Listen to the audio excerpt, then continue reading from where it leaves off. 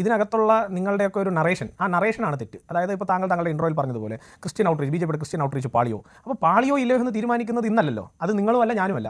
അത് പാളിയോ ഇല്ലയോ എന്ന് തീരുമാനിക്കപ്പെടുന്നത് മെയ് മാസം 4-ാം തീയതി. അല്ലാതെ ഈ പാനലിരിക്കുന്ന ആരെങ്കിലും ഒരാൾ ഇന്നത് പാളി എന്ന് പറഞ്ഞത് കൊണ്ട് അത് പാളി പോകുമോ? ഒരിക്കലുമല്ല. പിന്നെ വോട്ട് ചെയ്യുന്നവൻ അവൻ്റെ മുന്നിൽ കാണുന്ന യാഥാർത്ഥ്യത്തെ വെച്ചാണ് വോട്ട് ചെയ്യുന്നത്. അല്ലാതെ ആരെങ്കിലും ഒക്കെ 4 അക്ഷരം ഒരു പത്രത്തിലെ 4 കോളം വാർത്ത കണ്ടിട്ടാണ് ഒരാൾ വോട്ട് ചെയ്യുന്നതെന്നൊക്കെ നമ്മൾ തീരുമാനിച്ചാൽ അതൊക്കെ വലിയ വിഡിത്തരായി മാറും. ഇനി ഇപ്പോൾ ദീപിക പത്രത്തെ ചൊല്ലിയാണല്ലോ ഈ പ്രശ്നം തുടങ്ങിയിരിക്കുന്നത്. ദീപിക പത്രം ഏത് സഭയുടെ മുഖപത്രമാണ്? ദീപിക പത്രത്തെ പറഞ്ഞു കഴിഞ്ഞാൽ അതൊരു സഭയെ അപമാനിക്കലാണ് എന്ന് നിങ്ങളൊക്കെ കൂടെ ഒരു നറേഷൻ കൊണ്ടുവരുന്നു. ഏത് സഭയുടെ പത്രമാണ് ദീപിക? ഏത് സഭയുടെ മുഖപത്രമാണ് ദീപിക? ഒരു സഭയുടെ മുഖപത്രമല്ല. ഫാരിസ് അബൂബക്കർ എന്ന് പറയുന്ന ഒരു വ്യവസായിയുടെ പത്രം. അതിനെ കെ സി വേണുഗോപാൽ ഈ പറയുന്ന കോൺഗ്രസ് ഭരിക്കുന്ന ചില സംസ്ഥാനങ്ങളുടെ ഈ പറയുന്ന പരസ്യങ്ങളൊക്കെ കൊടുത്ത് അയാളുടെ ഒരു എർത്താക്കി കൂടെ കൊണ്ടു കിടക്കുന്നു. അതിനുവേണ്ടി കോൺഗ്രസിന്റെ മുഖപത്രം പോലെ പ്രവർത്തിക്കുന്നു. അതിനപ്പുറം ദീപിക എന്ന് പറയുന്ന പത്രത്തിന് വിശുദ്ധിയൊക്കെ ഉണ്ടായിരുന്നു ആ കാലഘട്ടം.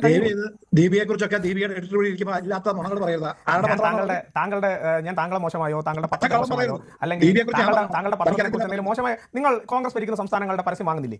അതൊക്കെ ഞങ്ങൾ പറഞ്ഞോളാം. വാങ്ങുന്നത് തെറ്റ് അല്ല, വാങ്ങിയവർക്ക് തെറ്റില്ല. വാങ്ങിയത് പറഞ്ഞത് തെറ്റാണെന്ന് പറഞ്ഞാൽ അതങ്ങനെ സമ്മതിച്ചു തരാൻ പറ്റുമോ? നിങ്ങൾ കള്ളപ്പണം വാങ്ങിയെന്ന് പറഞ്ഞില്ലല്ലോ, നിങ്ങൾ കള്ളപ്പണം വെളുപ്പിച്ചു എന്ന് ഞാൻ പറഞ്ഞില്ലല്ലോ, നിങ്ങൾ കള്ളപ്പണം വെളുപ്പിക്കാൻ കൂട്ടിയെന്ന് ഞാൻ പറഞ്ഞില്ലല്ലോ. ഞാൻ പറഞ്ഞെന്താ, നിങ്ങൾ കോൺഗ്രസ് ഭരിക്കുന്ന സംസ്ഥാനങ്ങളുടെ പരസ്യം വാങ്ങി, അത് വാങ്ങിയോ? വാങ്ങിയില്ലെങ്കിൽ വാങ്ങിയില്ല നിങ്ങൾ പറയും. താങ്കൾ എന്തെങ്കിലും സത്യം പറയും. ഞാൻ എന്റെ പോയിന്റിലേക്ക് വന്നില്ല.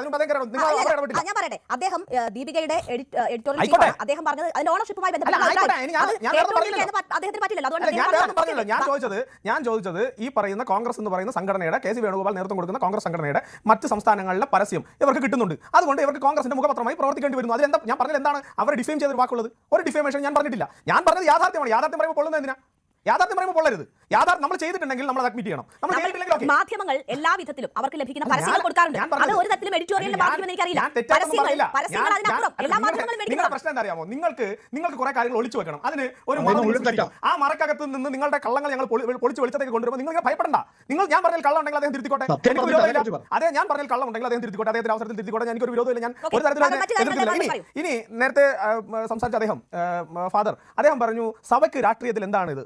ഇപ്പോൾ പി സി ജോർജ് മത്സരിച്ചു, ഷോൺ ജോർജ് മത്സരിച്ചു, അവരൊക്കെ മത്സരിച്ചത് പാർട്ടിയുടെ ലെവൽ. അതുപോലെ തന്നെയാണ് കോൺഗ്രസിന്റെയും സി പി എമ്മിന്റെയും അല്ലെങ്കിൽ എൽ ഡി എഫിന്റെയും യു ഡി എഫിന്റെയും സ്ഥാനാർത്ഥികൾ മത്സരിക്കുന്നത്. ഞാൻ അടുത്തിടെ കണ്ടത്, എന്നോടൊരു സുഹൃത്ത് ഈ ചർച്ച നടക്കുന്ന സമയത്ത് അയച്ചു തന്നൊരു വീഡിയോ ആണ്. ഒരു അദ്ദേഹത്തിന്റെ പേര് എനിക്ക് ഓർമ്മയില്ല, ബഹുമാനിയായിട്ടുള്ള ഒരു പിതാവ്. അദ്ദേഹം ഒരു മാധ്യമം ചോദിക്കുമ്പോൾ വീണ ജോർജിനെയും അബിൻ വർക്കിനെയും പറ്റി ചോദിക്കുന്ന സമയത്ത് ആ പിതാവ് പറയുന്നുണ്ട് അവർ 2 സഭയുടെ കുഞ്ഞുങ്ങളാണ്, അവർ 2 പേരിൽ ഒരാൾ ജയിച്ചു വരണമെന്ന് ഞങ്ങൾക്ക് ആഗ്രഹമുണ്ട് എന്ന് അദ്ദേഹം പറയുന്നു. സ്വാഭാവികമായിട്ടും അദ്ദേഹത്തിന് ഈ പറഞ്ഞ പിതാവ് പറഞ്ഞതുപോലെയാണെങ്കിൽ, ഫാദർ പറഞ്ഞതുപോലെയാണെങ്കിൽ രാഷ്ട്രീയത്തിൽ അദ്ദേഹം നോ ബിസിനസ് എങ്കിൽ അദ്ദേഹം പറയേണ്ടതാണ് അവിടെ രാഷ്ട്രീയ പാർട്ടികൾ മത്സരിക്കുന്നു, ആ രാഷ്ട്രീയ പാർട്ടികൾ ആ ജയിച്ചു വന്നാൽ ഞങ്ങൾക്ക് സഭയ്ക്ക് ഒരു പ്രശ്നമില്ല എന്നല്ലേ സ്വാഭാവികമായി പറയേണ്ടത്. അപ്പോൾ ഈ നിലയിൽ ഒറ്റ കാര്യം ചോദിച്ചോട്ടെ, ഓരോ മനുഷ്യർക്കും രാഷ്ട്രീയം ഉണ്ടാകുമല്ലോ, അവർ അത് പറയുകയും ചെയ്യും. അപ്പോൾ അതിന്റെ ഏത് എക്സ്റ്റെന്റ് വരെ പോകണം എന്നുള്ളത് അവരവരുടെ തീരുമാനമാണ്. അവരത് പറയട്ടെ. ഞാൻ പറഞ്ഞ് പൂർത്തിയാക്കാൻ എന്നെ അനുവദിക്കണം.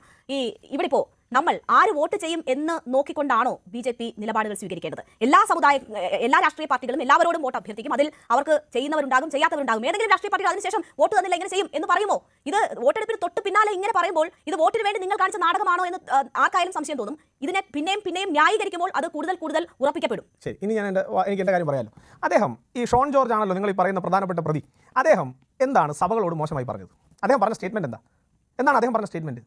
അദ്ദേഹം പറഞ്ഞ സ്റ്റേറ്റ്മെന്റ് ഇപ്പം താങ്കൾ പറഞ്ഞു എല്ലാവർക്കും പൊളിറ്റിക്സ് ഉണ്ട്. അപ്പോൾ എല്ലാവർക്കും പൊളിറ്റിക്സ് ഉണ്ടെങ്കിൽ, if there is A politics, നിങ്ങൾക്ക് എന്നോടൊരു വിരുദ്ധമായ പൊളിറ്റിക്സ് ഉണ്ടെങ്കിൽ why should I bother for you? ഞാൻ എന്തിന് നിങ്ങൾക്ക് വേണ്ടി കെയർ ചെയ്യണം എന്നുള്ള ചോദ്യമല്ലേ? അല്ലാതെ അദ്ദേഹം എന്തെങ്കിലും മോശമായി പറഞ്ഞോ? അദ്ദേഹം ഏതെങ്കിലും സഭാ മേലധ്യക്ഷന്മാരെ നികൃഷ്ടജീവി എന്ന് വിളിച്ചോ? അദ്ദേഹം ഏതെങ്കിലും സഭാ മേലധ്യക്ഷന്മാരെ കാണിച്ചു തരാം എന്ന് പറഞ്ഞോ? അല്ലെങ്കിൽ അവരെ വളഞ്ഞിട്ട് ആക്രമിക്കും എന്ന് പറഞ്ഞോ? വളരെ മോശമായ പദപ്രയോഗങ്ങൾ നടത്തി താമരശ്ശേരി ബിഷപ്പിനെയൊക്കെ വിളിച്ചതുപോലെ വളരെ മോശമായ പദപ്രയോഗങ്ങൾ അദ്ദേഹം ചെയ്തില്ലല്ലോ. അദ്ദേഹം പറഞ്ഞത് ഞങ്ങൾ നിങ്ങളിലേക്ക് എത്താൻ ശ്രമിക്കുമ്പോൾ നിങ്ങൾ ഞങ്ങൾക്ക് വഴിമുടക്കുന്നു എന്നുള്ള സ്റ്റാൻഡ് അദ്ദേഹത്തിനുണ്ട്. ആ സ്റ്റാൻഡ് വന്നാൽ എങ്ങനെയാണ് ഞങ്ങൾക്ക് അങ്ങോട്ടേക്ക് റീച്ച് ചെയ്യാൻ സാധിക്കുക എന്ന ചോദ്യം ചോദിച്ചു. അതിലെന്താണ് പ്രശ്നം? അതിലെന്താണ് ഒരു തെറ്റായി നിങ്ങൾ കാണുന്നത്? എന്താണ്? എനിക്കത് പറഞ്ഞു തന്നാൽ ഞാൻ തന്നെ ഷോണേട്ടനോട് പറയാം, ചേട്ടാ പറഞ്ഞു ഈ കാര്യം തെറ്റാണ്, ഞാൻ തിരുത്തണം എന്ന് ഞാൻ പറയാം. പക്ഷേ നിങ്ങൾ മനസ്സിലാക്കേണ്ട ഒരു കാര്യം, നിങ്ങൾ പൊളിറ്റിക്സ് അല്ലെങ്കിൽ രാഷ്ട്രീയപരമായി ഞങ്ങൾ മാറ്റി നിർത്തുമ്പോൾ ഞങ്ങൾ തൊട്ടുകൂടാത്തവരായി തീരുമാനിച്ചാൽ സ്വാഭാവികമായും അത് പറയണ്ടേ ഞങ്ങൾ എന്തിന് നിങ്ങൾ തൊട്ടുകൂടാത്തവരായി തീരുമാനിക്കുന്നു എന്ന് തീരുമാനം. ഇനി ഇതിനകത്തുള്ള പ്രധാനപ്പെട്ട പ്രശ്നം ഈ പിതാക്കന്മാരുമായിട്ടുള്ള വിഷയമല്ല. ഞങ്ങൾക്ക് രാഷ്ട്രീയം, ഞങ്ങൾക്ക് വോട്ട് ചെയ്യുന്നവരോട് ഒരിക്കലും അങ്ങനെ എവിടെ പറഞ്ഞത്? ഇങ്ങോട്ടില്ല എങ്കിൽ ഇതായിരിക്കും സമീപനം. അങ്ങനെയല്ലോ പറഞ്ഞത്. ഇപ്പൊ ഞാനൊരു കാര്യം പറയട്ടെ, എന്നോട് ഒരാൾക്ക് സ്നേഹമില്ല, എന്നോട് ഒരാൾക്ക് അന്ധമായ ശത്രുതയാണ്, ഞാൻ അയാളെ സ്നേഹിച്ചതുകൊണ്ടെങ്കിൽ അർത്ഥമുണ്ടോ? ഒരാളെ കണ്ടാൽ കൊന്ന് തിന്നാൻ വേണ്ടി നിൽക്കുന്ന ഒരാളോട് ഞാൻ എത്ര സ്നേഹത്തോടെ അങ്ങോട്ട് പോയിട്ടെങ്കിൽ കാര്യമുണ്ടോ?